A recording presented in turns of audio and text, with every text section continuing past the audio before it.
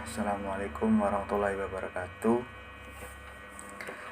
Perkenalkan, nama saya Gunanta Wirja Putra, dan di sini saya akan mempresentasikan hasil kerja dari kelompok saya. Dan di sini kelompok saya itu ada Ahmad Saiful Romli, Abdi Duryanggara, Gunanta itu saya sendiri, Muhammad Romli, Fariudin Atta-Tohari, dan Muhammad Julian Tapilah. Oke, di sini ada pendahuluan dulu. Indeks Pembangunan Manusia atau disingkat IPM adalah indikator penting yang mencerminkan tingkat kesejahteraan dan kemajuan manusia di suatu wilayah. IPM mengukur dimensi-dimensi penting seperti pendidikan, kesehatan, dan standar hidup layak. Oleh karena itu, IPM seringkali menjadi acuan utama dalam perencanaan dan evaluasi kebijakan pembangunan. Di Indonesia, disparitas IPM antar provinsi cukup signifikan. Beberapa provinsi memiliki IPM yang tinggi, sementara provinsi lainnya masih menghadapi tantangan besar dengan angka IPM yang rendah.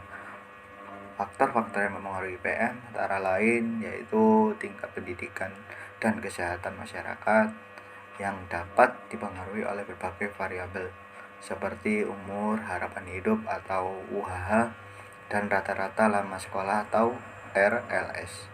UHH dan RLS ini adalah dua variabel yang penting dalam mempengaruhi kualitas hidup seseorang dan pada akhirnya berkontribusi pada perhitungan IPM. Dan penelitian ini bertujuan untuk menganalisa hubungan antara umur harapan hidup atau UHH, rata-rata lama sekolah atau RLS, dan IPM di beberapa wilayah Indonesia dengan fokus pada Pulau Kalimantan dan Sulawesi. Penelitian ini juga akan menguji apakah terdapat perbedaan signifikan antara UHH dan RLS di kedua pulau tersebut. Adapun pertanyaan utama yang dijawab dalam penelitian ini adalah yaitu pertama, apakah terdapat perbedaan rata-rata signifikan antara UHH dan RLS pada Pulau Kalimantan dan Sulawesi.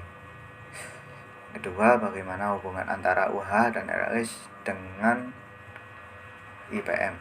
Ketiga, sejauh mana UHH dan RLS secara bersama-sama mempengaruhi IPM di Indonesia. Analisis dilakukan dengan menggunakan metode statistik seperti uji hipotesis, analisis korelasi, dan regresi linear berkanda. Hasil penelitian ini diharapkan dapat memberikan gambaran yang lebih jelas mengenai faktor-faktor yang mengaruhi IPM di Indonesia, serta memberikan wawasan bagi pengambil kebijakan dalam merancang program-program pembangunan yang lebih efektif, khususnya yang berfokus pada peningkatan UHH dan RLS untuk meningkatkan IPM. Terus selanjutnya di sini ada data dan variabel.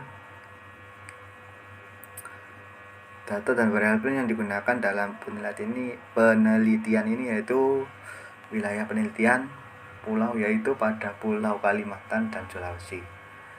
Itu ada variabel penelitian pertama, indeks pembangunan manusia atau Y, variabel terikat yang menunjukkan jumlah pada Pulau Kalimantan dan Sulawesi. Yang kedua, umur harapan hidup atau X1, variabel bebas berupa umur harapan hidup pada Pulau Kalimantan dan Sulawesi. Dan yang ketiga, rata-rata lama sekolah atau X2, variabel bebas berupa rata-rata lama sekolah yang dikeluarkan pada Pulau Kalimantan dan Sulawesi.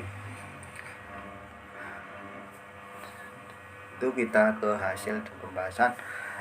A. Uji hipotesis. Hasil di sini ada hasil menggunakan Excel.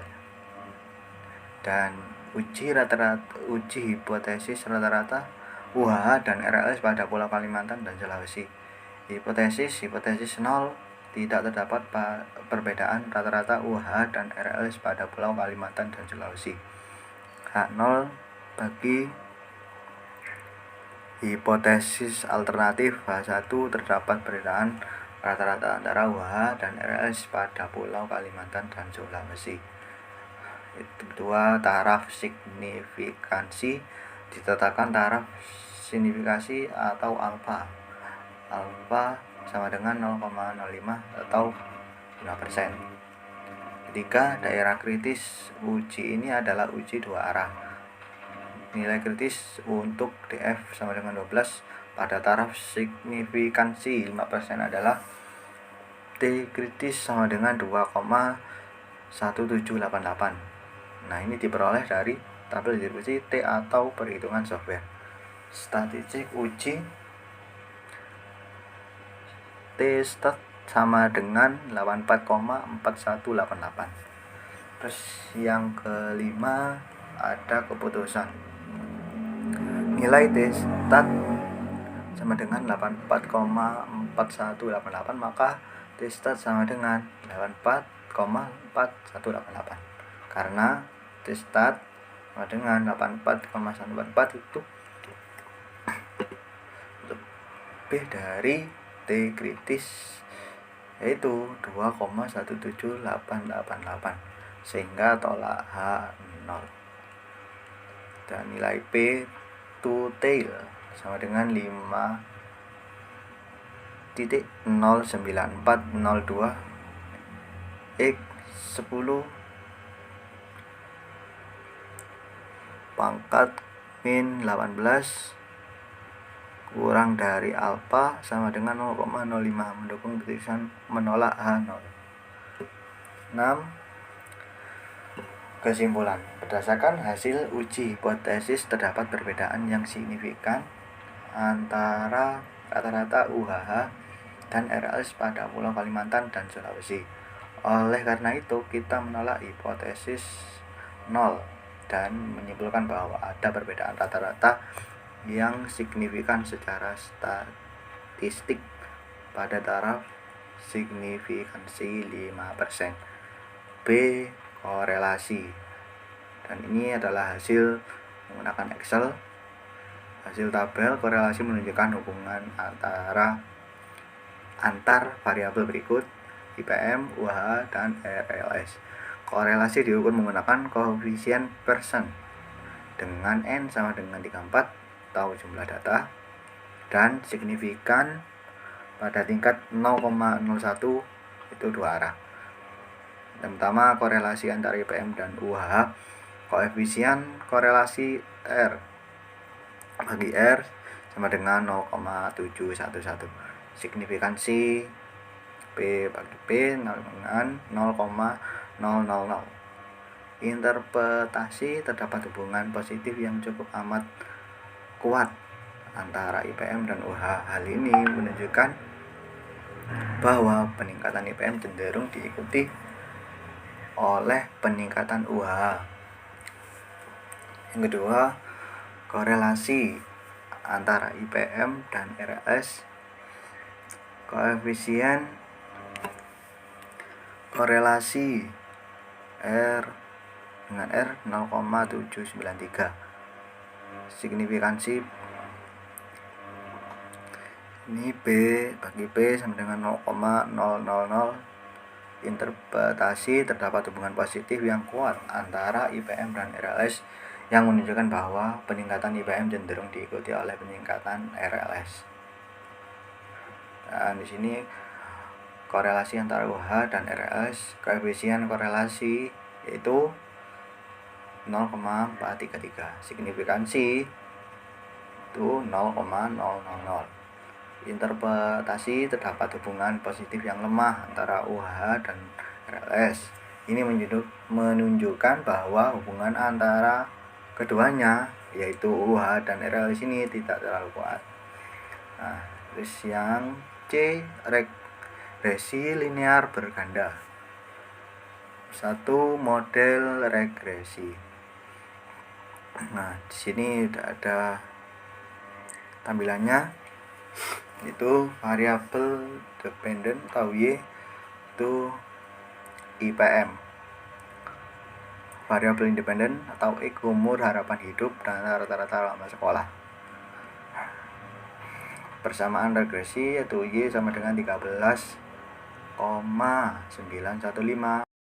persamaan regresi yaitu Y sama dengan 13,915 plus 0,885 X 1 plus min 0,329 X2, dimana Y yaitu sebagai IPM yang ini, X1 yang ini itu adalah UHH, dan X2 RLS ini. Oke. Interpretasi koefisien intercept 13,915 jika umur harapan hidup atau UHH dan rata-rata lama sekolah RLS bernilai 0, maka nilai IPM diperkirakan sebesar 13,915. RLS 0,885. Setiap peningkatan 1 unit pada umur harapan hidup diperkirakan akan meningkatkan IPM sebesar 0,885 poin dengan asumsi rata-rata lama sekolah itu tetap. Terus selanjutnya RLS min 0,329. Setiap peningkatan 1 unit pada rata-rata lama sekolah atau RLS diperkirakan akan mengurangi IPM sebesar 0,329 poin dengan asumsi umur hidup harapan hidup UHH itu tetap. Terus yang kedua, uji signifikansi simultan atau ANOVA. Nah, di sini udah ada tampilannya. Hipotesis 0 tidak ada pengaruh dari variabel independen atau umur harapan hidup dan rata-rata lama sekolah secara simultan terhadap variabel independen. H1 terdapat pengaruh dari variabel independen atau umur harapan hidup dan rata-rata lama sekolah secara simultan terhadap variabel dependen.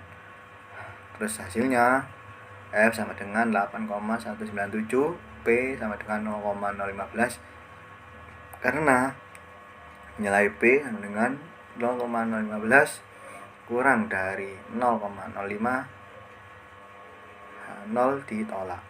Ini berarti bahwa umur harapan hidup dan rata-rata lama sekolah secara simultan memiliki pengaruh yang signifikan terhadap IPM.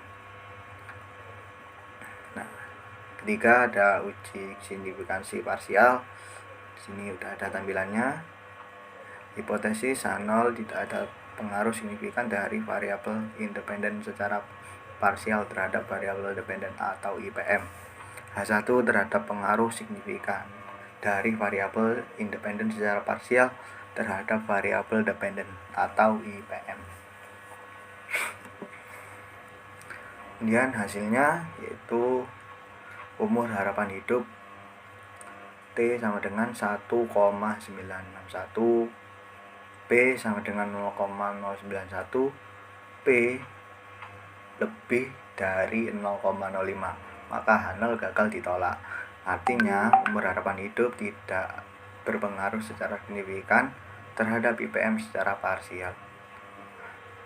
Rata-rata lama sekolah itu T sama dengan 0,191, P 0,854 dan P kurang dari 0,05, maka H0 gagal ditolak. Artinya rata-rata lama sekolah juga tidak berpengaruh secara signifikan terhadap IPM secara parsial.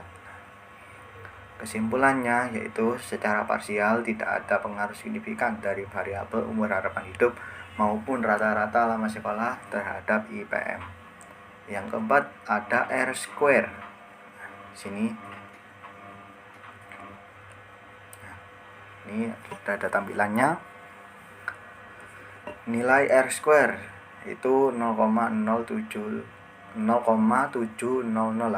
atau 70,08%. Interpretasi yaitu sebanyak 70,08%. Variabilitas dalam indeks pembangunan manusia atau IPM dapat dijelaskan oleh variabel umur harapan hidup dan rata-rata lama sekolah sebagai variabel independen. Sisanya sebesar 29,92% ini dijelaskan oleh faktor lain di luar model yang tidak dimasukkan ke dalam regresi ini. Dan yang terakhir di sini ada kesimpulan dan saran. Kesimpulannya yaitu perbedaan UHH dan RLS di Kalimantan dan Sulawesi terdapat perbedaan rata-rata yang signifikan antara umur harapan hidup dan rata-rata lama sekolah di Pulau Kalimantan dan Sulawesi. B kurang dari 0,05. Kedua, hubungan antar variabel terdapat hubungan positif yang cukup kuat antara IPM dan UHH, yaitu R sama dengan 0,711, B kurang dari 0,01. Terus terdapat hubungan positif yang kuat antara IPM dan RLS, itu R sama dengan 0,793, P kurang dari 0,01. Yang ketiga, pengaruh variabel bebas terhadap IPM. Secara simultan UHH dan RLS memiliki pengaruh signifikan terhadap IPM. Secara parsial, baik UHH maupun RLS tidak berpengaruh signifikan terhadap IPM. Yang keempat, kemampuan model. Model regresi menunjukkan nilai R-square sebesar 70,08%, yang berarti 70,08% variabilitas IPM dapat dijelaskan oleh UHH dan RLS. Sementara 29,92% ini dipengaruhi oleh faktor lain yang tidak dimasukkan oleh model. Terus selanjutnya ada saran. Persatu, strategi peningkatan IPM. Fokus pada peningkatan rata-rata lama sekolah, mengingat hubungan kuat antara LS dan IPM ini. Program seperti akses pendidikan, pelatihan guru, dan kurikulum yang relevan dapat menjadi prioritas. Terus ada tingkatkan kualitas layanan kesehatan untuk memperpanjang umur harapan hidup, khususnya di daerah yang tertinggal. Kedua, ada pengembangan model yang lebih baik. Identifikasi dan masukkan variabel lain yang dapat mengaruhi IPM, seperti tingkat kemiskinan, infrastruktur dan akses terhadap teknologi untuk meningkatkan akurasi model. Uji lebih lanjut asumsi regresi seperti multikolinearitas, heteroskedastisitas, dan autokorelasi guna memastikan validasi model. Yang ketiga, ada pendekatan wilayah spesifik. Itu sesuaikan kebijakan pembangunan dengan kondisi spesifik masing-masing pulau, mengingat perbedaan signifikan antara UHH dan RLS ini di Kalimantan dan juga Sulawesi. Yang keempat dan yang terakhir, kolaborasi lintas sektor, yaitu melibatkan sektor pendidikan, kesehatan, dan ekonomi dalam perancangan program pembangunan untuk meningkatkan IPM secara holistik. Sekian dari saya, kurang lebihnya mohon maaf. Saya Heri, wassalamualaikum warahmatullahi wabarakatuh.